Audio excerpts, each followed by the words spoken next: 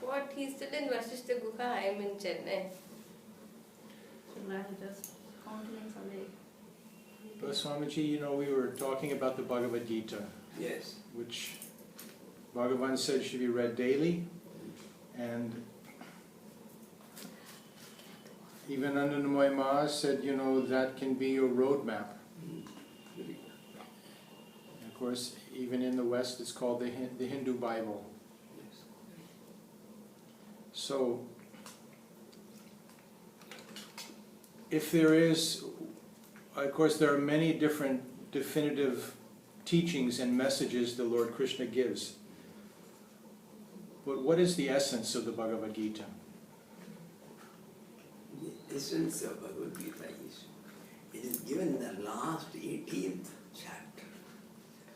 There are two shlokas. One is, Manmana bhava madbhakta. Think of me, your mind should be full of me. Manmana madbhakta. You should be only devoted to me. And madhyaji mam namaskaru. You always worship me.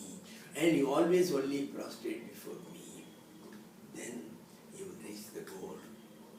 And another way they have told, in another manner rather, she said, Sarvadharman parityaja mamekam sharanam vraja. Leave off everything. No more dhyan. No more of raising your kundalini. Nothing. Simply leave off everything. Completely you surrender. What is surrender? In terms of the modern language, I could say, it is giving an irrevocable power of authority to the Lord. Lord, this entire property, including my body, I am handing it over to you. You do as you like. I cannot interfere anymore in it. I will not show any interest in it. You do as you like. This is the ultimate. Bhagavan also has said that the alternative method of approach to that who am I, which the who am I is meant for the elite, it is not meant for all. So he said, the other one which is meant for all is surrender. So what is meant by surrender? I am told surrender has got 6 aspects. That is, anukulyasya svikara, pratikulyasya varjanam, rakshishyati iti vishwasa, rakshane varnam tata, atma nikshepa karpanyam, shadvidha sharnagati. Our scripture called Arhaputra Samhita says that whatever the Lord wills, because He likes it, go ahead with it. That's all. So you accept whatever He does, whatever the Lord does. That is called anukulyasya svikara. Whatever the Lord likes, you have to like it. And you have to accept it. Then the same thing is emphasized in a negative way also, because it is important that pratikulyasya varjanam. If the Lord has got you transferred from here, from Tirunelveli to Timbuktu, don't try to get it cancelled by trying to find out somebody who is known to the Prime Minister and then try to influence the Prime Minister, you please phone him up and tell him to cancel my transfer. Don't work against what the Lord is ordaining. Never try to undo what He has done. Accept it. Again, it is an acceptance only, even though it is in a negative way. Then the third one is, have that faith. The Lord is always by my side. At all, always He will protect me. Rakshishyati vishwasa. And don't sit quietly saying, oh, the Lord knows what is to be done. He knows everything. He is omniscient. Why should I tell Him? The Lord is busy with several of His billions of children.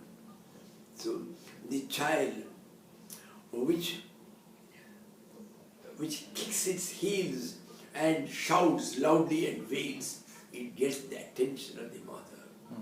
So you have to call the mother, Mother, come to me, I am in trouble. So you have to call the Lord. So, Rakshane Varnam Tata. So you ask her, you have to protect. In Srimad Bhagavata, a beautiful place comes. The Pancha Pandavas are famous for their valor. They leave aside even Dharmaputra. Bhimasena with his gada, he is unequaled in his mind. And Arjuna, her own father-in-law, well, who can ever excel him in archery? And when all these people are there, she just ignored them, came to Lord Krishna. Krishna, save me, save me, save me. Only you alone can save me. The Ashwatthama has sent the Brahmastra, which is like an directed atomic bomb. It comes to only one person. So it wants to, the last child, which will save the lineage of the Pandavas is in my womb, and he wants to destroy that also. Please help me. See, that much of faith, and she is actually calling on the Krishna, please save me. If she comes and says that, will you not know? No, you have to ask him. So, Rakshane Varanam Tata, the last two are absolutely the best.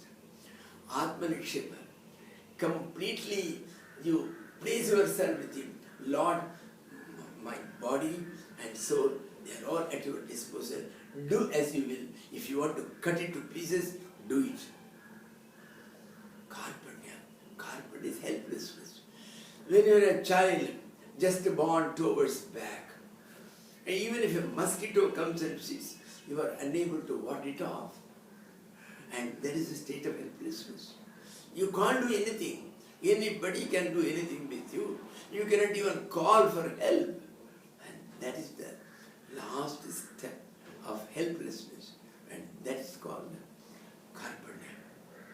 So at that stage, all these 6 together forms surrender. Simply telling, Lord, I surrender myself to you, and telling it every day without doing it, that will not do. If you have done it one day, where is the necessity for doing it every day? But every day we say, Lord, in the morning as soon as you get up, Lord, I surrender myself to you, and then you will do as you want. So, this is the surrender, and what is that? Well, it's just a surrender, but what I'm thinking of, Bhagavan Ramana. So, I would say the first and the last message of Bhagavad Gita is surrender. But apart from that, there are some very beautiful concepts which none of the scriptures have ever spoken of. I will just tell 1 or 2 of them incidentally. We say Ravana went and did 15 years of penance for getting such a might that he can destroy the entire world and keep them under his thumb. Then will he not get moksha? 15 years he thought of God, continuous smarana of God, he should get moksha. He cannot, because he has divided many of the things into 3 categories. That is, something which belongs to Sattva Guna, something which belongs to Rajoguna, something which belongs to Tamoguna. And Tamoguna things he says, Parasya Usadarartham va. In order to destroy somebody, you do tapasya. This tapasya is of tamasic cadre. So you cannot get moksha out of it. You will have to be destroyed. And where, without absolutely any expectation, only for pleasing the Lord when you do the tapasya, that is the Sattva-guna tapasya. Similarly, Shraddha, that is your faith. Even that he has, in the Gita, it has been divided into 3, Sattva-guna, Rajoguna and Tamoguna. And what is the Rajoguna Shraddha? Rajoguna faith. The faith is, you are showing as if you are the best of the bhaktas. Oh Lord, and then you will be there on the ground for half an hour. And then 2 people will have to raise it, and you will say, Lord, Lord. And internally you feel nothing. It is all for a show off, to demonstrate. And when you do it for dambha, as a hypocrite, only to show off to somebody, then this faith will not do. So exactly in that manner, several things he has categorized into three. This is the speciality of Gita and Gita alone, and no scripture has ever spoken of it. And number two, originally according to the scriptures, we were thinking to please gods, we were doing fire sacrifices and pouring ghee and then telling some mantra, and God used to be pleased. That is what we were thinking. Here he has got a new concept of yaga and yajna, the fire sacrifice. It need not be a fire sacrifice. The word sacrifice, that's all he uses. And he has given a beautiful, he has included several beautiful things. That is, what are the yajnas? Yajna means the fire sacrifice. He says, tapo yajna, dana yajna, jnana yajna, dravya yajna. He categorizes with several types of sacrifices. That is, you spend some time and teaching somebody about Upanishads, about how to get the spirituality, that is equal to any yajna. That is equal to any big fire sacrifice which you do it for 100 days or 30 days. Because you are spending your time and energy for somebody to come up in his life and to seek the Lord. So in that way, it's very nice. And similarly he says, dana yajna. There are very poor people. They have not had their stomach full of food for the past so many days. You give them free food, it is considered as a dana yajna. It is also a sacrifice. Because something which you own, you are sharing with other people, with the poor people, with the distressed. And it's also considered. So like that, they categorize a number of things. I can just casually, I could only remember of these two things, which are very special to the Gita. You see, when you speak of surrender, and people say, I'll surrender everything because I want the bliss of just being free of responsibility. But I remember Bhagavan Ramana, at one point, he is put down in talks and also in collected works. He said, you do either two things. You inquire, who am I? Or you surrender to me and I will strike down your mind. Yeah, there's not description of bliss. The fact that the God you surrender to then gets about your... Bliss comes only the highest stage. That's true. And apart from that, you see the beauty. I was talking, even in surrender, you have to do it with faith. That's very important. And faith, how can it get things done? There's a beautiful story once I have read somewhere. One day, a young girl, Darwin, 6 years old, she goes to the kitchen stealthily. There her piggy bank is there. She takes, he counts the shillings inside, and there are about 25 shillings. She takes away 20 shillings and pound, and she goes to the nearest pharmacy. The pharmacy man, he is busy talking with his brother, whose address was not known for 20 years. For the first time he is talking, so he is very much interested in the talk. And when the pharmacist went on talking, ignoring this girl took 1 shilling and vehemently she tapped on the table. Talk. They don't. Hey, what are you doing? I am talking with your brother whom I have not seen for years, and you are coming and disturbing him. Only 1 minute. You see, do you have miracles in your shop, and how much it costs?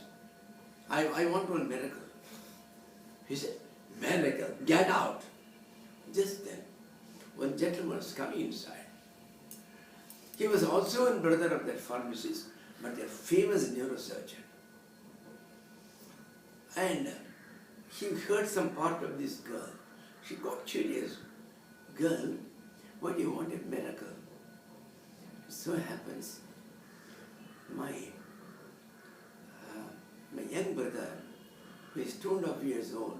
He has developed something wrong here inside the head. And the doctor has asked for a huge amount. My father cannot afford it. Then today he was talking to my mother. Only a miracle can save the child. So I thought, let me get a miracle. I got 20 shillings. If it is available within it, then I will take a miracle. My younger brother could be saved. She said, how much do you have? 20 shillings. Ah, exactly the amount for miracle. I happen to have it. Come on, come on. I will give it. Come on.